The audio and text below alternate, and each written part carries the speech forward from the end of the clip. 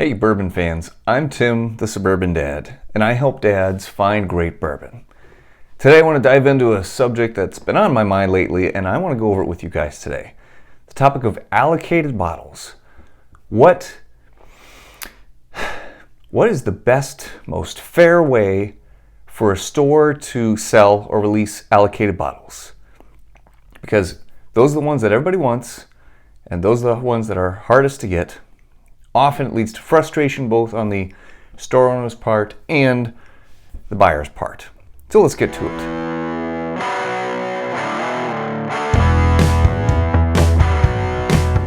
So the frustration part. For store owners, can you imagine their frustration of everybody coming in, hey, do you have any Blantons? Do you have anything cool in the back? Do you have any allocated bottles? Do you have anything special? Any bourbon hunter wants those bottles. When I was first starting out, I didn't know any better and would just ask for Blantons or whatever anywhere I went. Super obnoxious. Now, of course, I know better.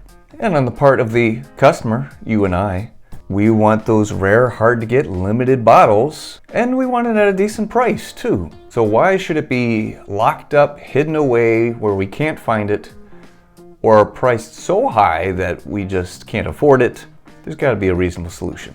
And I think there is. Now, to be clear, there are bourbon raffles where your name gets entered into a drawing via one way or another, and the winner gets either the eligibility to purchase the bottle or bottles, or you just win the bottle outright. Okay, so there's that raffle.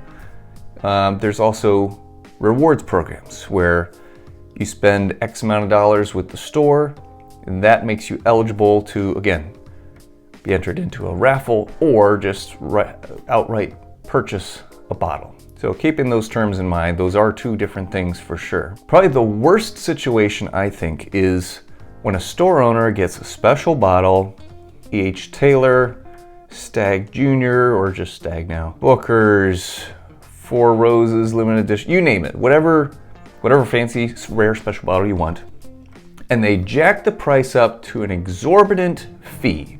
This is bad because it not only does not build a good rapport between the customer and the owner, it actually is divisive. If I see a store like that, I don't want to support a business that behaves that way. I'm not going to pay $600 for a Weller Full Proof. That's ridiculous. Those store owners are just out there to exploit the bourbon hunting craze, to get as much money as they possibly can from some sucker who has the money and is stupid enough to pay those prices. It does nothing to facilitate a good connection between customer and store owner. A step up, but still not good, are stores where you have to spend high dollar amounts in order to be able to purchase a bottle, have access to these rare bottles. One store near me requires $1,000 within a 3-month period to be able to purchase some of the really cool bottles. We're talking like Weller Full Proof, Stag, that kind of stuff. Now, for $500, you get access to Blanton's or Eagle Rare or maybe Weller Special Reserve. Whoa. There are places you can go that you can just buy those bottles outright for way less than $500 if you're that desperate. It's just stupid. Why would you bother paying that much money for a bottle that's only worth, like Weller Special Reserve, that's 25 bucks. Blanton's, okay, 75, maybe 80 bucks, maybe. Retail is not even that high. Again, those stores are still on the exploitative side. They're trying to build rapport with their customers, trying to be rewarding, but their dollar amounts are still so high, it's just not worth it to me. Again, not interested in supporting those kind of stores.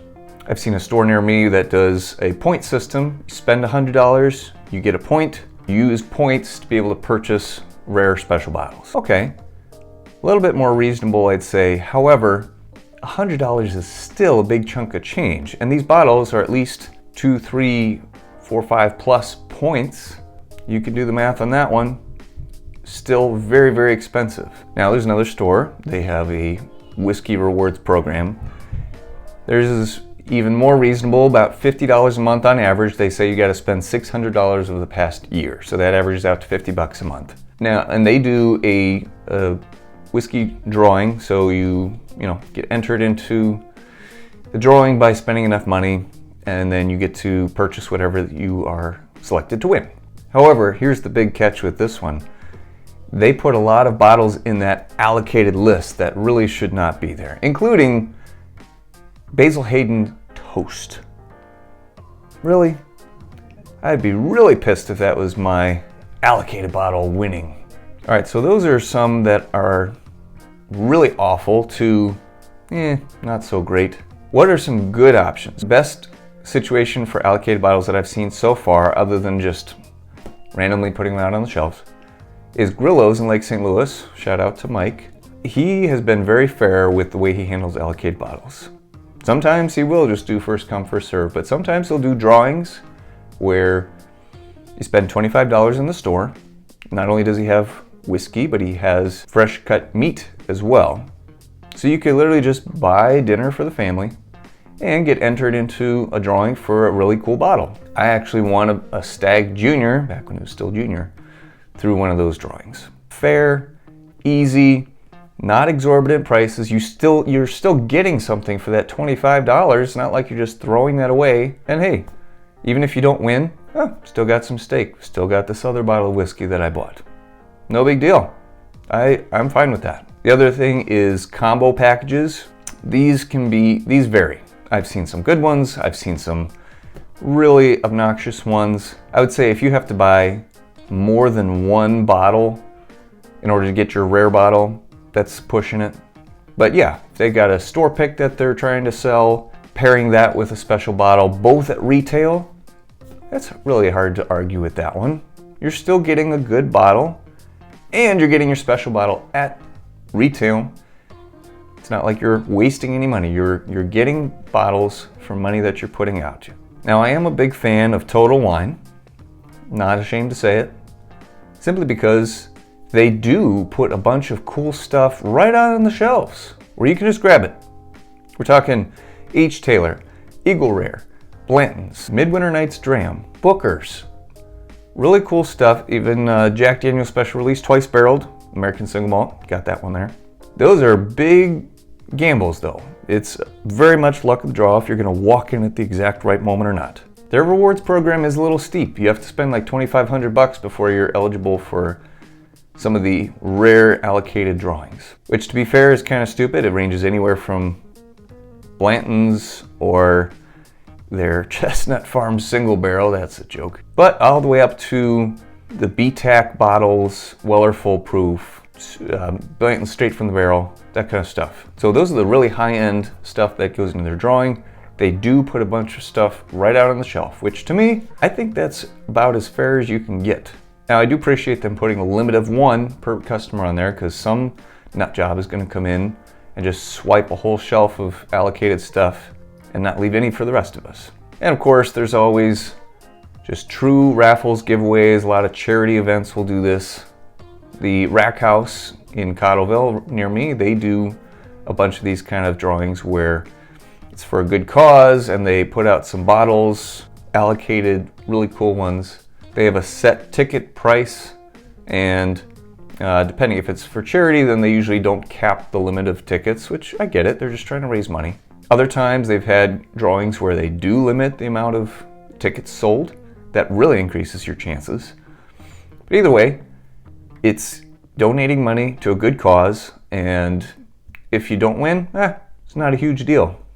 You're not spending gobs of money trying to win some bottle.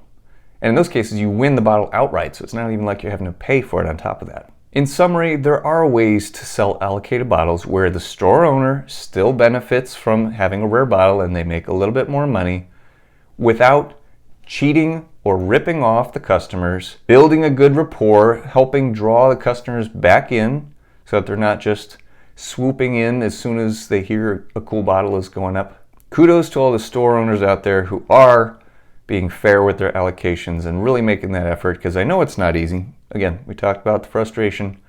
That's a real thing. So kudos to them. What have been some of your random find success stories or raffle drawing success stories? Or do you have a store near you that does some sort of allocated program that really works well? Let me know. I'd be curious to hear about it. So until next time, cheers.